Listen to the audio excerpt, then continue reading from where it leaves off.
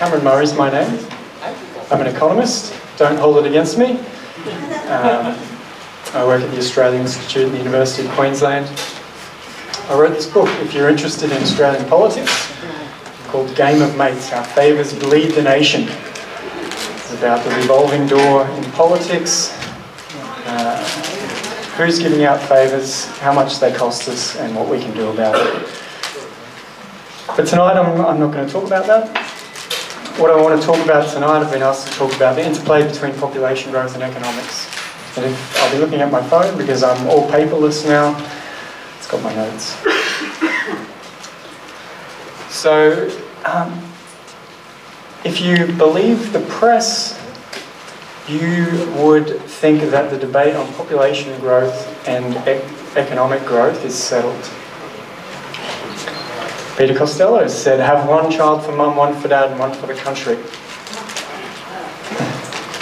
But Tim Costello doesn't agree. That's true.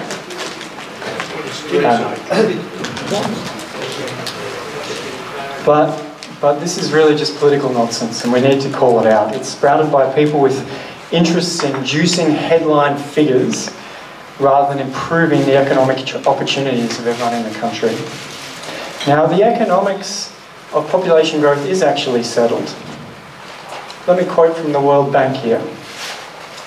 Obviously, reducing fertility will reduce population growth, thereby raising economic development.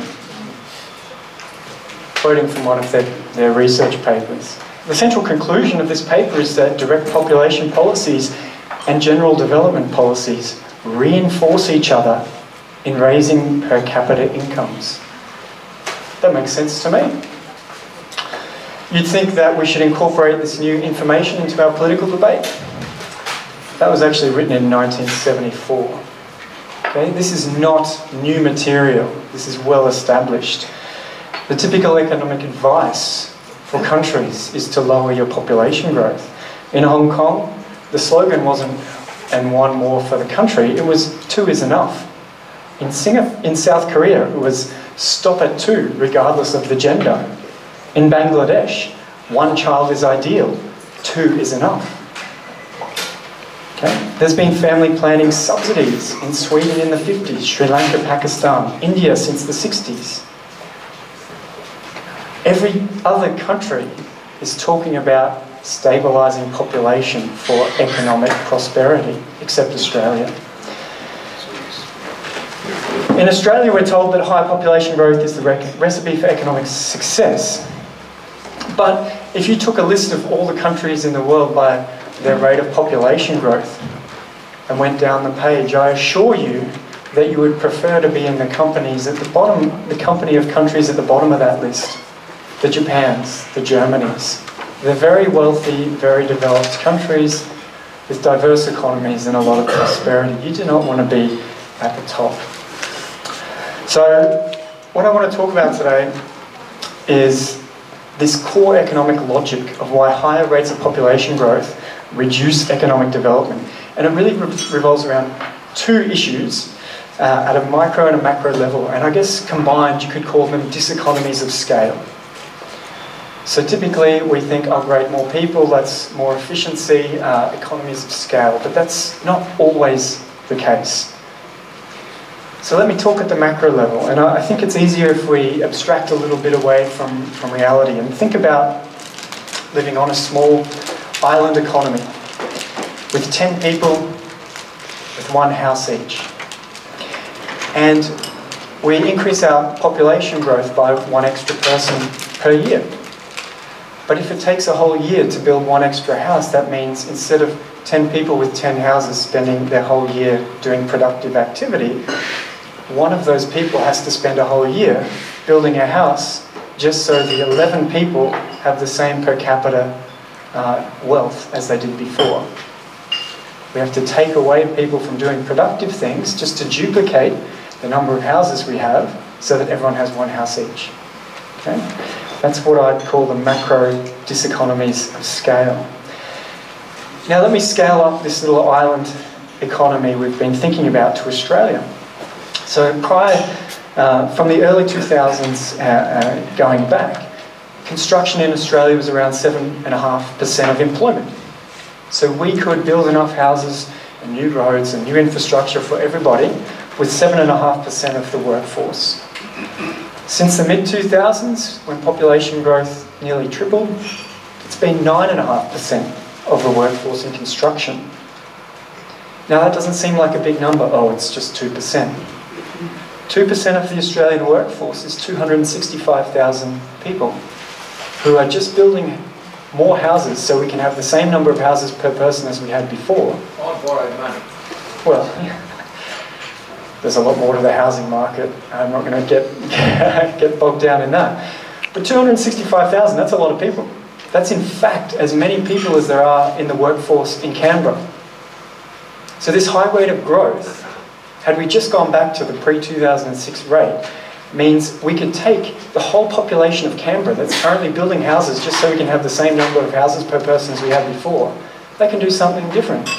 They can actually invest and build things so that we can improve the stock of capital, the stock of equipment, the infrastructure we have on a per capita basis. I think it's astonishing. But even with that record high number of people in construction, we're still not keeping pace. We're still not building enough new infrastructure, and when I mean infrastructure, I mean all sorts of public facilities that we need. Here's a headline from 2015. New South Wales needs 385 new classrooms every year for the next decade. Just to have enough classrooms for all the extra people, or the children of all the extra people. Here's another stat from the federal government's health agency. Between 2011 and 2016, the available beds in public hospitals rose by 1% on average per year. Okay, 1%, that's pretty good. Population grew by 1.6% per year on average. So we've only kept up with 2/3 of the growth in the hospital system. When I got these numbers, I was just kind of surprised how crazy it was. But the reason many economists and commentators jump about saying how terrific population growth is and the headline figures, oh, look at the GDP growth. It's because there's a few tricks here. Okay? Headline GDP, I guess my summary recommendation is just ignore the number altogether. That's my economist talking. But there's actually a really interesting trick in GDP. Okay? We count houses twice. Okay? That's why rapid population growth juices this headline number. We count houses once when they're built and once when you occupy them. Not even once each year they're occupied. So every time you build a new house, just to get back to where we were with the number of houses per person, you get to count that whole $250,000 as GDP. And then when the person sits in it and lives there, you get to count that as well in GDP. Even though it's done nothing for anybody, it's just all this activity we've had to do just to get to where we were on the same per capita basis. If you want to talk about tricks in calculating GDP, I'm happy to do it. It's actually quite amazing.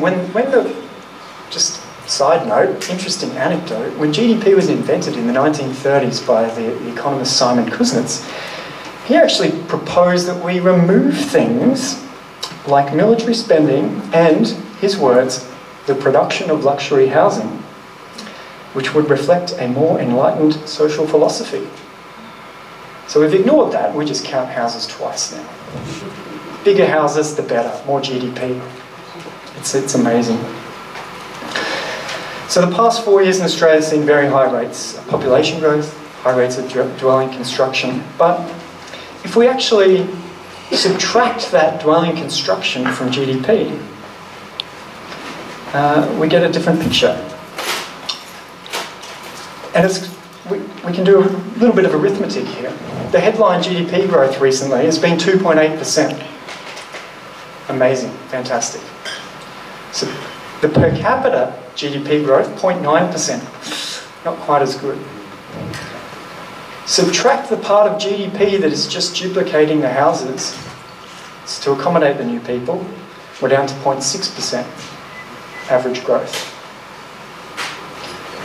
So you actually find that, yeah, you can certainly juice headline GDP figures by having rapid population growth and duplicating, building more dams and schools and power lines and all that sort of stuff just to get us where we previously were. But it doesn't really do much in terms of the economic prosperity of each individual. In fact, the ABS has, because of these limitations, their own measures of well-being that implicitly account for this and other problems. It's called Real Net National Disposable Income Per Capita. It's a bit of a mouthful, okay? But it's designed to measure the prosperity of your average person in Australia, the economic prosperity. And that number, in 2017, that real income measure, in 2017, was the same as it was, not last year, not 2 years ago, but 7 years ago, in September 2011. Not 1%, not 1% growth in the 6 years from September 2011 in real incomes by this measure. It's amazing. In fact, it's only gone up by 5% in 10 years, and all of that between 2008 and 2011. So that's this macro-level diseconomies of scale, devoting a lot of resources to just duplicate the roads, the buildings, the houses, to get back to where we were on a per capita basis. But there's also a micro diseconomies of scale, right? And economists will actually acknowledge this to some degree. Okay? And although in many industries, yeah, sure, there's definitely economies of scale, where it comes to our natural resources, our land and our water, and our space and our agriculture, this is certainly not true. All it simply means is, when we build a dam, we build it on the easiest place first. When we build the next one, we can't build it on the easiest valley with the most water, the most efficiently. We have to go somewhere else. And it's more difficult. Yeah? And so we can think about mineral deposits. You mine this stuff closest to the surface first. It's very easy, it's very efficient, but then if you want to mine at a faster rate, you have to go somewhere else and mine more difficult resources. Now, this happens in all sorts of parts of the economy. Think about roads. We've already got built-up cities. We want to expand the roads. You don't just take a bulldozer across the countryside. You build a massive tunnel to get under all that developed area, and the cost skyrockets. You might have some situations like that in Sydney, I'm not sure. The same's happening in rail in Brisbane. We're building a $5 billion rail tunnel because there's nowhere to put a surface rail line or a new bridge anymore. So by trying to grow quickly, we're left with fewer efficient options for our next piece of infrastructure. In fact, I used to work at the Queensland Competition Authority, and we would assess council's plans for infrastructure upgrades, parks, sewers, water, a whole bunch of different things. And it would astonish me that when you had to retrofit the city, how difficult it was and how expensive it was. Because, for example, you can only close certain streets at night time, so you've got to pay everyone their overtime at night, and you've got to reroute all the traffic. It's not as easy to retrofit things in existing built-up areas than build in new areas. So this isn't really radical, actually. The productivity has come around to this way of thinking. Let me quote from one of their reports. To be honest, I don't know which one that is. But I'm going to tell you anyway. And they say, physical constraints in major cities make the cost of expanding infrastructure more expensive, so even if a user-pays model is adopted, a higher population is very likely to impose a higher cost of living for people already residing in these major cities. That's what I've been trying to say. Maybe they say it better. Here's another quote from one of their subsequent reports. Sorry, you'll have to come and find those reports, ask me later. Growing populations will place pressure on already strained transport systems, yet available choices for new investments are constrained by the increasingly limited availability of unutilised land. Costs of new transport structures have risen accordingly with new developments, for example, WestConnex, requiring land reclamation, costly compensation arrangements, or otherwise more expensive alternatives such as tunnelling. It's perfect, not Productivity Commission saying it, it's not radical. In Brisbane we have the examples, a multi-billion-dollar rail tunnel instead of a new bridge. Your Sydney Light Rail sounds like it's been a bargain. I'm going to go out on a limb and say the location options for a second airport in Sydney are getting more expensive, and as we speak, you can see the challenges Melbourne's had of trying to put a railway line to their airport. This becomes very difficult once you're already built to expand rapidly. So in terms of per unit output, both these types of economies of scale, this macro level one where we're devoting more people and energy and resources just to duplicating things, okay, that ruins our productivity. And the micro level ones, those things that we're duplicating are actually more expensive than the last time we built them because it's, you know, we're tunnelling or they're in different places or we're retrofitting an existing city. Now, okay, so they're the diseconomies of scale. Now let's think more about how the costs of rapid population growth and the benefits, because there certainly are some benefits, are shared. This is a very interesting one. I guess you can understand that most of the benefits accrue, for example, to existing landowners, okay, and monopoly business owners. I'm thinking here, if you owned, for example, a news media company selling Australian news, it's pretty hard to sell Australian news abroad and expand, isn't it? But if you could increase your captured audience by 2% per year, that would just be free money for you. So if you're a supermarket, very difficult to expand abroad, very easy to just get automatic benefits from densification around your existing locations. Yeah. Toll companies, imagine you're a toll road. Toll road companies bug me because their incentive is to make traffic really bad. So having politically powerful companies whose business model is make traffic bad is probably not a good thing, but we have it. Okay, so they love it, the media, the landowners, property developers. I mean, the whole industry would collapse without this rapid population growth. So let me just quote from my book for a minute, because that's what it's all about, political favouritism. And I do mention population growth. So in the book Game of Mates, I tell a story of James and Bruce. I try and make economics more interesting. So James is the politically connected insider who manages to swing the hand of government in his favour, and Bruce is the poor old Aussie who's out there working for a living, can you imagine, who every time he tries to get ahead has his money taken from him. Let me quote here from the book. Inward net migration to Australia is around 200,000 people per year, or about 1% of the current population. That's more than double the immigration rate of other developed countries.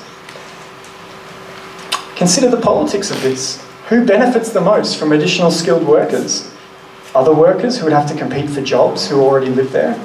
Or James, that's our politically connected mate, his mates, the bosses and owners of monopolised sectors of the economy who benefit from selling new apartments, pharmaceuticals, superannuation funds and new mortgages.